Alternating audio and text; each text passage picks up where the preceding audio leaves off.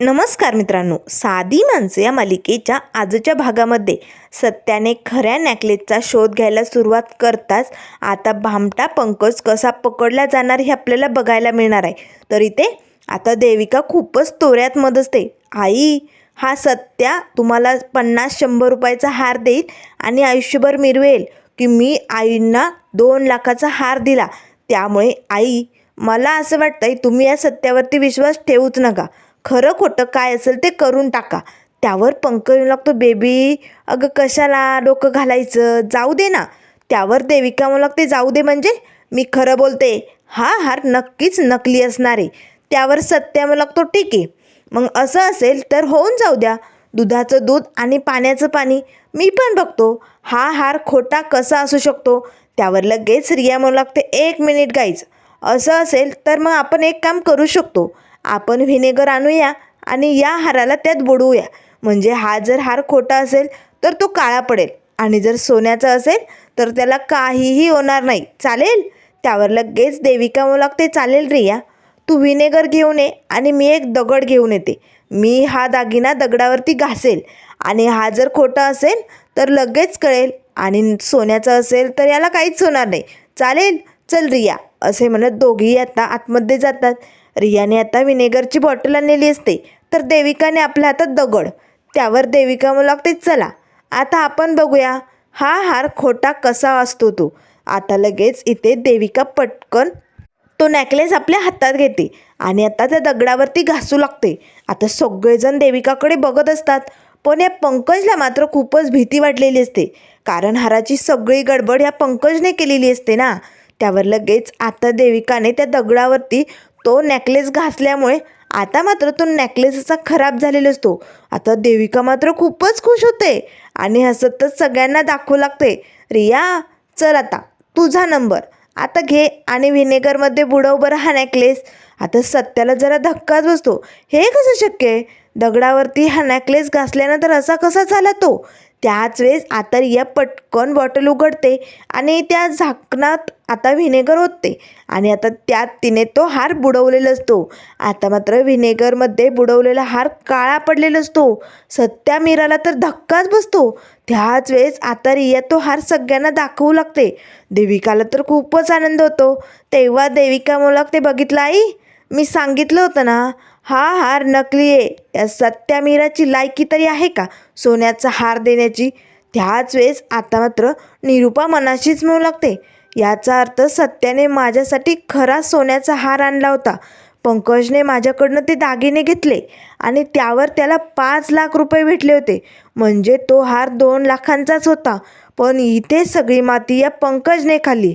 पंकजने त्याऐवजी हा नकली हार आणून दिला. नाही नाही नाही पंकज, तू किती बिनडोक आहे रे. अरे दरवेळेस असा कसा वागू शकतो. पण मला काही करून आता पंकजची बाजू सांभाळावी लागेल, असे आता निरुपा मनाशीच म्हणते. आता लगेच देविका म्हणू लागते, बघितलं आई, बघा बघा कसा तोऱ्यात सांगत होता, मी तुझ्यासाठी सोन्याचा हार आणला. आता का गप्प बसला, आता काय याची बोलती बंद झाली, आई विचारा ना. त्याच वेळेस आता लगेच निरुपा म्हणू लागते, काय रे सत्या, मला फसवतो तू, सोन्याचा हार म्हणून नकली हार देतो, तुला काहीच वाटलं नाही. अरे स्वतःच्या आईला फसवताने तुझ्या मनाला काहीच कसं वाटलं नाही. मला वाटलं होतं की तू माझ्या मनातलं ओळखलं आणि मला आवडतो तसा हार आणला. अरे पण जर द्यायचाच नव्हता तर हे सगळं करायची गरज काय होती. मी तुझ्याकडे काही मागितलं होतं आणि मला तशी तुझ्याकडनं काही अपेक्षा नाहीच आहे सत्या. त्यामुळे हे सगळं नाटक करायची गरजच नव्हती. तू मला नकली हार सोन्याचा म्हणून देत होता, तुला काहीच लाज वाटेल नाही. आता मात्र सत्याला वाईट वाटतं. त्याच वेळेस मीरा म्हणू लागते, नाही सासूबाई, यांनी आणलेला हार हा सोन्याचाच होता. मी यांच्याबरोबर स्वतः गेले होते सोनार काकांच्या दुकानात आणि आम्ही दोघांनी हार खरेदी केला होता. 2 लाखांचा हार होता सोन्याचा. आई, हे सगळं कसं झालं खरंच आम्हाला माहिती नाही हो. त्यावर लगेच आता निरुपा म्हणू लागते, हे फुलवाली, मग तो हार तू बदलला असेल, कारण तो मला द्यायचा होता ना, म्हणून तू हे सगळं केलं असेल. पण हा हार शेवटी नकलीच आहे ना. मला फसवलं गेलं आहे. आज माझ्या वाढदिवसाच्या दिवशी माझा अपमान झाला आहे. हा वाढदिवस मी कधी विसरू शकत नाही आहे सत्या, कारण हे सगळं तुझ्यामुळे झालं आहे. लहानपणापासून तर मी तुझ्याकडनं कधी अपेक्षा ठेवलीच नाही, पण आज तू स्वतःहून माझ्यासाठी काहीतरी आणलं म्हणून घेत होते, पण तेही तू खोटारडा निघाला त्यातही. तू शेवटी एक खोटं नाणंच आहे, हे सिद्ध झालंय. असे आता निरूपा सत्याला खूप काय काय बोलू लागते. सत्याच्या मनाला मात्र खूपच वाईट वाटतं. तो आता मात्र खाली मान घालून उभा असतो. तेव्हा निरूपा म्हणू लागते, शी, असला बड्डे ना कधी विसरणार नाहीये. खूपच अपमान झाला या दिवशी माझा. असे म्हणत रागाच्या भरातच निरूपा आता आपल्या रूममध्ये निघून जाते. तेव्हा पंकज लागतो, मम्मा मम्मा अगं थांब. असे म्हणत पंकज आता आपल्या मम्माच्या पाठोपाठ रूममध्ये येतो. त्याच वेळेस आता लगेच सुधाकर भाऊ सगळेजण एकमेकांकडे बघत असतात. देविका मात्र हसत असते. तेवढ्यात आता मीराचा फोन वाजू लागतो. मीरा फोन कट करते, पुन्हा वाजू लागतो. आता सत्या मात्र खूपच भडकलेला असतो. तेव्हा सत्या मला लागतो, धूमकेतू, अगं केव्हाचा फोन कोकलायलाय, अगं कुणाचा जीव चाललाय बघ की तरी, बंद कर त्याचा आवाज. आता मात्र लगेच रवी आणि रिया म्हणू लागतात, सत्य दादा, अरे मीरा वहिनीवरती कशाला ओरडतोय. मीरा पटकन फोन उचलते. तिला ऑर्डर देण्यासाठी दुकानावरती जायचं असतं. ती आता घरातनं बाहेर पडलेली असते. त्याच वेळेस आता लगेच समोर टेबलवरती जो हार ठेवलेला असतो त्या हाराकडे आता सत्य एकटक बघू लागतो. त्याला खूपच वाईट वाटलेलं असतं. त्याचं खूपच मन दुखावलं गेलेलं असतं. तर इकडे निरूपा आता आपल्या रूममध्ये येते आणि आता स्वतःशीच बडबड करत असते. दरवेळेस हा पंकज माती खातो. दरवेळेस असा कसा वागतो मी दरवेळेस याला पाठीशी घालायला जाते आणि हा मलाच तोंडावरती पाडतो. असं कसं केलं याने. माझा 2 लाखांचा हार याने डब केला की काय. नाही नाही नाही, मी पंकजकडून तो हार घेणार म्हणजे घेणार. तेवढ्यात पंकज येतो आणि खूपच आनंदाच्या भरात आपल्या मम्माचे हात पकडतो. मम्मा थँक्यू थँक्यू मम्मा. अगं तू किती भारी बाजू सांभाळली माझी. बरोबर त्या सत्याला बोल लावले. वा मम्मा, एक नंबर भारी. आता निरूपा मात्र चटकन एक पंकजच्या कानाखाली ओढते. पंकज, तो हार सोन्याचा होता. तो हार कुठे. तो सत्याने माझ्या मनातलं ओळखून माझ्यासाठी आणला होता. अरे आजपर्यंत कधी तुझ्या बापाने माझ्यासाठी सोन्याचा हार आणला नाही. अरे पण सत्याने माझ्या मनातलं ओळखलं आणि माझ्यासाठी एवढा 2 लाखांचा हार आणला. तो हार कुठे. मला तो आत्ताच्या आत्ता पाहिजे पंकज. कुठे तो. तेव्हा पंकज लागतो, मम्मा मम्मा प्लीज मला माफ कर गं. मला 5 लाखांची गरज होती. आणि तो सोनार म्हणाला, दागिने गहाण ठेवायचे असतील तर एवढे पैसे भेटणार नाही, दागिने मोडावे लागतील, म्हणून मी देऊन टाकले गं. मम्मा प्लीज मला माफ कर. तेव्हा निरूपा आता चटाचट पंकजला मारू लागते. अरे पंकज, किती दिवस असं वागणार आहे तू. अरे किती दिवस असं वागणार आहे सांग ना. बिंडोक नाही तर बावळट. असे म्हणत आता निरूपा जोरजोरात पंकजला मारत असते. पंकज ओरडत असतो, मम्मा नको ना मारू प्लीज मम्मा. तर इकडे आता सत्य आपल्या रूममध्ये बसलेला असतो. आता असाच हातात तो खोटा नेकलेस घेऊन सत्य एकटक त्याच्याकडे बघत असतो आणि खूपच आता औंढे गिळत रडत असतो. तेवढ्यात सुधाकर भाऊ, रवी, रिया, देविका आता चौघेही सत्याच्या रूममध्ये येतात. सत्याला असं रडताना बघून देविकाला तर खूपच आनंद होतो. त्याच वेळेस सुधाकर भाऊ सत्यजित जवळ बसतात. सत्यजित, अरे नको मनाला लावून घेऊ. अरे का रडतोयस तू. हे बघ, तू असं काही केलं नाही, मला माहिती आहे, रडू नको बरं. त्यावर सत्य मला लागतो, बाप, माझ्याच बाबतीत असं का होतं रे दरवेळेस. बघ ना, मी खरं तर माझ्याजवळ जेवढे पैसे कमवले गेले होते ना, तेवढे समधे पैसे मी गुंतवून हा हार घेतला होता रे. आणि बाकीचं लोन काढलं होतं बाप मी माझ्या हाताने. हा हार 2 लाखांचा आहे आणि तसं बिलही घेतलं आहे रे बाप. आणि मग हा हार खोटा कसा असू शकतो. माझ्याच बाबतीत का असं घडतंय ना, मला तेच कळत नाही बाप. मला वाटलं होतं की निरूपाच्या मनातलं ओळखून तिच्यासाठी तिला हवं तसं काहीतरी आणलं तर तिच्या तोंडावरती जो आनंद बघायला भेटेल ना, तो खरंच खूप काही वेगळा असेल रे. आणि तिच्या चेहऱ्यावरचा हा आनंद बघायचा होता बाप मला, म्हणून हे समज केलं रे. मी जेवढे पैसे कमवले होते तेवढेही मी या हारासाठी घातले आणि लोनही भरायला तयार होतो रे. पण बाप हे सगळं काय झालं. माझ्याच बाबतीत का असं बाप, सांग ना. त्यावर सुधाकर भाऊ लागतात, सत्यजित शांत हो बरं. तू हा हार खराच आणला होता ना, मग तू कशाला डगमगतोय. हे बघ, मनाला लावून घेऊ नकोस, सोडून दे. त्यावर सत्य म्हणू लागतो, नाही बाप, मी हे सगळं सोडून नाही देऊ शकत. अरे अशाने तर याचं ओझं माझ्या मनावर आयुष्यभर राहील. मी निरूपासाठी खरंच तिच्या मनातलं ओळखून तिच्यासाठी सोन्याचा दागिना आणला होता. कारण बाप, तिला सोनं खूप आवडतं ना, म्हणून म्हणून आणलं होतं रे. पण ऐन वेळेस हे सगळं कसं झालं ना मला खरंच कळत नाही आहे बाप. त्यावर सुधाकर भाऊ लागतात, सत्यजित मला माहिती आहे तू खोटं कधीच आणू शकत नाही, कारण तुला खोटं कधी पटतच नाही. त्यावर सत्य मला लागतो, तुला माहिती आहे ना बाप, मला खोट्याचा किती तिटकार आहे, मला किती राग येतो खोट्याचा. मग मी खोटा हार कशाला आणेल बाप, सांग ना. त्यावर सुधाकर भाऊ लागतात, सत्यजित मग आता ही वेळ रडत बसण्याची नाही आहे. तू काही केलं नाही आहे ना, तू हार सोन्याचाच आणला होता ना. मग आता तू सिद्ध करून दाखव की हा हार बदलला कसा गेला, याच्या पाठीमागे नेमकं कोण आहे, आणि ते सगळं सत्य तुला उघड करावंच लागेल. तुला स्वतःला सिद्ध करावंच लागेल सत्यजित. तू हा हार सोन्याचाच आणला होता हे सगळ्यांसमोर सिद्ध करून दाखव, आणि याचा खरा मास्टरमाइंड कोण आहे याचा तुला शोध घ्यावाच लागेल सत्यजित. तेव्हा सत्य आपले डोळे पुसतो आणि मी लागतो, हो बाप मी घेणार या खऱ्या मास्टरमाइंडचा शोध, हा सत्य घेणार. त्यावर सुधाकर भाऊ लागतात, हो ना, मग असा रडत बसू नको, चल पटकन उठ. असे म्हणत सुधाकर भाऊ तिकडनं निघून जातात. त्याच वेळेस आता रवी येतो, सत्यदादा ए यार मला पण माहिती आहे तू असं काही करू शकत नाही. तू आपल्या आईसाठी सोन्याचाच हार आणला होता, पण हे सगळं कोणी केलं, हार कोणी बदलला, हे सत्य आपल्याला शोधावंच लागेल दादा. त्यामुळे हा तुझा छोटा भाऊ या मिशनमध्ये तुझा साथ देणार. आपण हवं ते करू आणि हे सगळं सत्य लवकरच बाहेर काढू. असे म्हणत रवी आता सत्यासमोर हात धरतो आणि मग लागतो, सत्यदादा मग मिशनला सुरुवात करायची ना. आता सत्य पटकन रवीच्या हातात हात देतो आणि मग लागतो, हो चालेल, आजपासून मिशन नेकलेस सुरू. तेवढ्यात आता रिया येते आणि पटकन दोघांच्या हातावरती हात ठेवतच म्हणू लागते, सत्यदादा या मिशनमध्ये मी पण तुमची साथीदार असेल. आपण तिघे मिळून आता या मिशनला आरंभ करूया, चालेल. आता लगेच सत्य म्हणू लागतो, चालेल. देविका मात्र या तिघांकडे रागाने बघते. त्याच वेळेस सत्य तो हार हातात घेतो आणि त्याकडे एकटक बघतच म्हणू लागतो, आता नेमकं या हाराची काय भानगड आहे हे शोधून काढावंच लागेल. नेमकं याच्या पाठीमागे कोण दडलंय, याला कोणी बदललंय, हे सगळं आता बाहेर येणार आणि हे सगळं हा सत्य बाहेर काढणार. असं आता सत्याने ठरवलेलं असतं. तर इकडे आता मीरा घरी आलेली असते. तिने फुलांची ऑर्डर देऊन आता मीराचं काम झालेलं असतं. घरात आलेली मीरा मात्र खूपच विचारात असते. विचार करत आता मीरा मनाशीच म्हणू लागते, हे सगळं कसं झालं, यांनी तर किती प्रेमाने सासूबाईंसाठी सोन्याचा हार घेतला होता, मग हा हार नकली कसा असू शकतो. याचा अर्थ सोनार काकांनी फसवलं आहे का मला.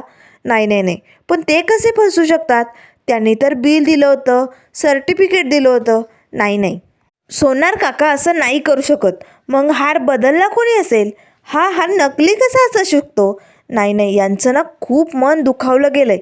काय बी करून हे सगळं बाहेर यायलाच पाहिजे. त्याच वेळेस आता निरूपाच्या रूमचा दरवाजा उघडा असतो. आता निरूपाच्या रूममधनं जोरजोरात मारण्याचा आवाज येऊ लागतो.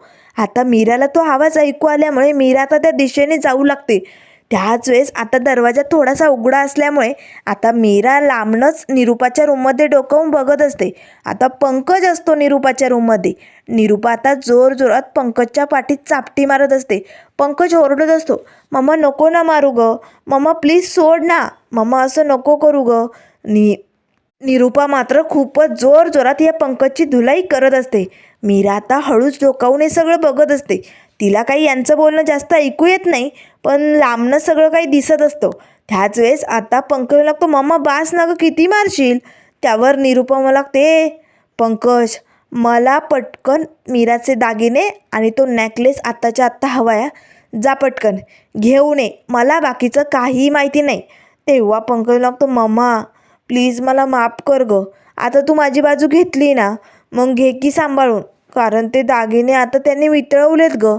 आता मात्र निरूपाला धक्का बसतो, ए पंकज अरे किती माती खाशील तू, अरे असे कसे वितळवले ते दागिने.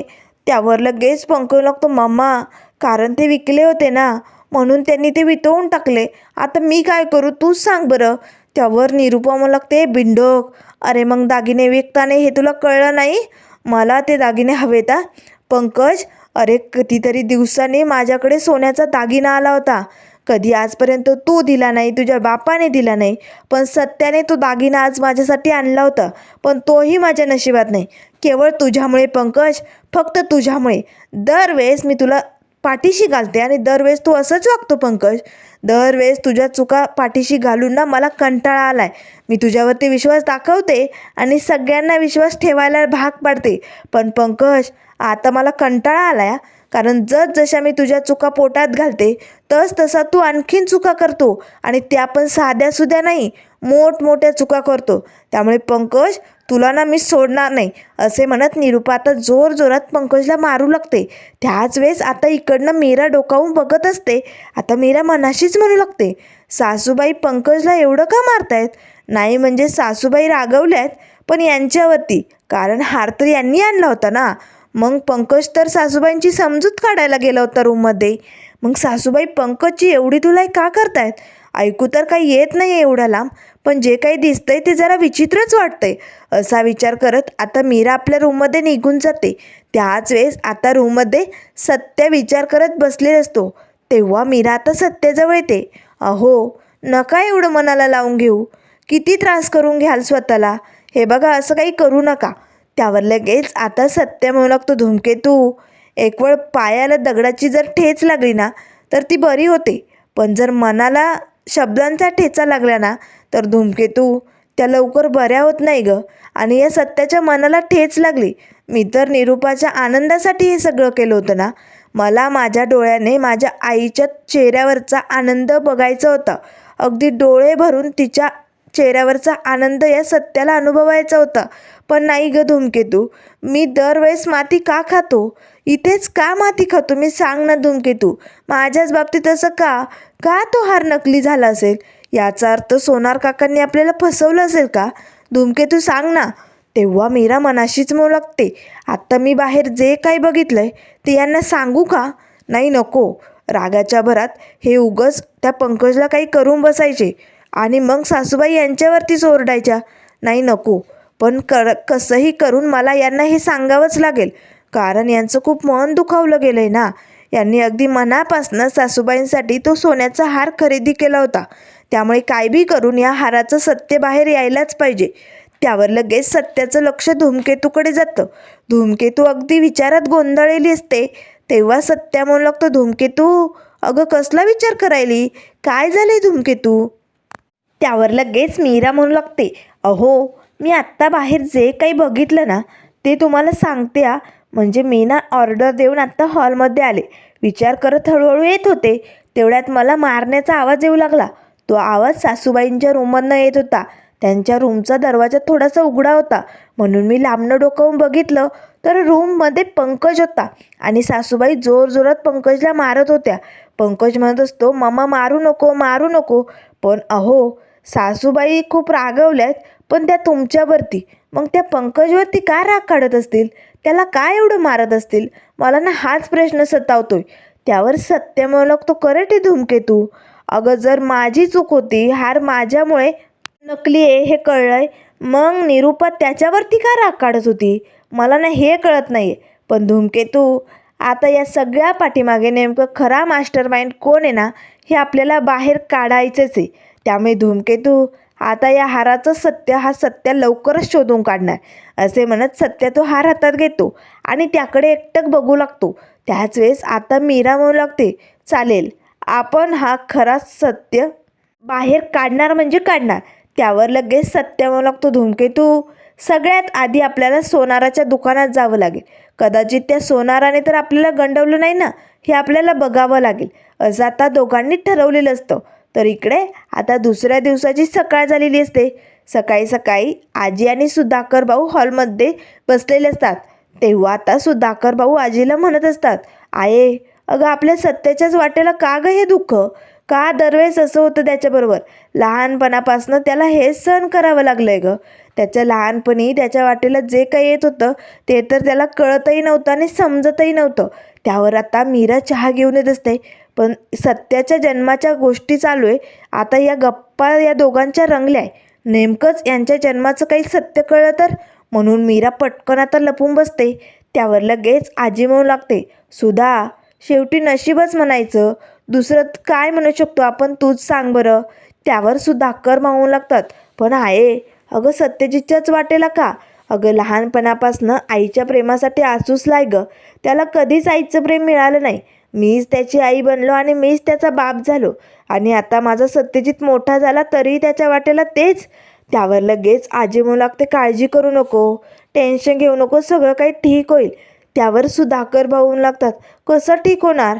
अगं आई, तुला माहिती आहे ना सत्यजितचा जन्म झाला होता तेव्हा. आजी पटकन आता सुधाकर भाऊंना थांबवते. सुधा थांब, हे बघ सत्यजितच्या जन्माचं काय बी बोलू नको. अरे भिंतीला बी कान असतात. हे बघ, आपल्याला जे काही माहिती आहे ना ते आपल्या मनातच दडून ठेवायचं. मग त्याचा आपल्याला त्रास झाला तरी चालेल, पण हे सत्य जर बाहेर निघालं तर त्याचा इतरांना खूप त्रास होईल. त्यामुळे सुद्धा तू काय बी बोलू नको आता. जे काही होईल ते सगळं चांगलंच होईल. आता मात्र लगेच मीरा म्हणू लागते, यांच्या जन्माबद्दल बाबा काय सांगणार होते? नक्कीच काहीतरी भानगड दिसते. आता मी थेट जाऊनच विचारते. असे म्हणत मीरा आता पटकन चहा घेऊन येते आणि म्हणू लागते, बाबा हे घ्या तुमच्यासाठी चहा, आजी तुम्हीही घ्या. दोघेही चहा प्यायला सुरुवात करतात. त्याच वेळेस मीरा म्हणू लागते, बाबा अहो यांच्या जन्माबद्दल मला काहीतरी सांगा ना. मला यांच्या जन्माबद्दल काहीच माहिती नाही आहे, सांगा की. त्यावर सुधाकर भाऊ म्हणू लागतात, आहे अगं मला गोळ्या आणायच्या लक्षातच राहिलं नाही. मीरा मी नंतर सांगे ना, मी पटकन गोळ्या घेऊन येतो. असे म्हणत सुधाकर भाऊ तिकडनं निष्ठून घेतात. त्याच वेळेस मीरा आता सोप्यावरती बसते. आजी तुम्ही तरी काहीतरी सांगा ना, यांच्या जन्माबद्दल मला काहीच ठाऊक नाही. तेव्हा आजी म्हणू लागते, अरे देवा, आज तर मी माळ जपलीच नाही. मीरा माझी माळ आणून देतेस? आता मीरा पटकन माळ आणून देते. आजींनी माळ जपायला सुरुवात केलेली असते.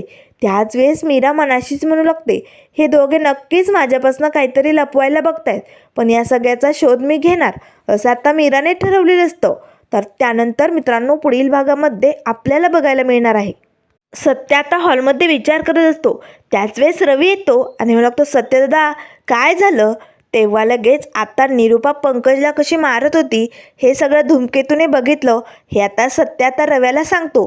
त्याच वेळेस रवी म्हणू लागतो, सत्यदादा याचा अर्थ तो हार पंकजदादाने तर नाही बदलला ना? आता या पुसक्या पंकजचं सत्य कसं बाहेर येणार हे आपण लवकरच बघूया. तर इकडे आता मीराला मात्र सत्यजितच्या जन्माचं काहीतरी सांगायचं म्हणून खोटे नाटे आता दुसरेच फोटो आजीने इथे आणलेले असतात. आजी आता मीराला ते फोटो दाखवतच म्हणू लागते, मीरा हे बघ, अगं सत्यजित किती भारी होता ना लहानपणी दिसायला, काय गुटगुटीत होता, अगदी छान बघ ना. आता मीरा मात्र सत्याच्या ते लहानपणीचे फोटो बघून खूपच खुश होते. त्याच वेळेस आता सुधाकर भाऊ आणि आजी रूममध्ये जातात. तेवढ्यात आता मीरा त्या रूममध्ये येणार. तेच आजी म्हणू लागते, सुधा कसं काय फसवलं मग मीराला? आता बघ हे फोटो बघून मीरा सत्यजितच्या जन्माचा आपल्याला काय बी विचारणार नाही. तिला वाटलं की खरंच हे फोटो सत्याचे, पण ते नकली होते. आता लगेच मीरा मनाशीच म्हणू लागते, म्हणजे आजी आणि बाबांनी मला फसवलंय. हे यांच्या जन्माचे फोटो नव्हतेच, तर यांच्या जन्माचं सत्य नेमकं काय हे ही मीरा शोधून काढणारच. तर त्यामुळे मित्रांनो अशाच मालिकेंच्या अपडेट पाहण्यासाठी चॅनलला लाईक करा, सबस्क्राईब करा. व्हिडिओ पाहिल्याबद्दल धन्यवाद.